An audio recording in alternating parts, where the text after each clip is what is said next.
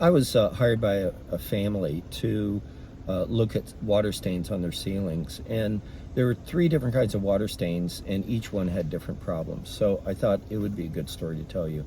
Part of this is understanding a lot about construction science. So the first issue is when I went into the house, there was a long straight line across the ceiling, and it was really bright red or orange. And the cause of that is when water comes, and all these stains they have an attic on top. So let's be clear about that. Anyway, you get this long streak of a red stain, and it's because you're either having liquid water come through flashing, or you have condensation off of nail heads, which indicates poor ventilation.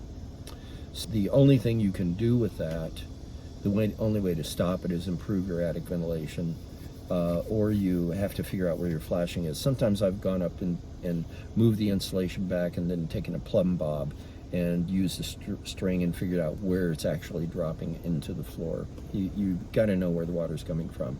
The second issue was that they had a vaulted ceiling, and they actually had water coming out on the ceiling between the drywall boards. What happens with that is you have drywall, then you have insulation, then you have your roof deck. And if you don't put in a baffle that goes from the soffit to the ridge vent, then the moisture that goes through the drywall and insulation will have nowhere to go. And then after time, the insulation will get wet, and that liquid water comes down, rolls down the back of the drywall, and goes out of a seam. And that's referred to as ghosting. So it'll come out between the boards, and it'll also come out between light fixtures, any kind of hole that goes into the ceiling. The only way you can fix that is by taking the ceiling down, taking the insulation down, removing the mold that's up there, and then putting in baffles, and then reinstalling the insulation and then putting on new drywall. It's the only way you can fix that. I went into a couple of bedrooms, and you could see the individual trusses every 18 inches or 2 feet or whatever the spacing was. And what's happening is that during the winter, the cold transmits through wood much easier than the insulation that's on either side.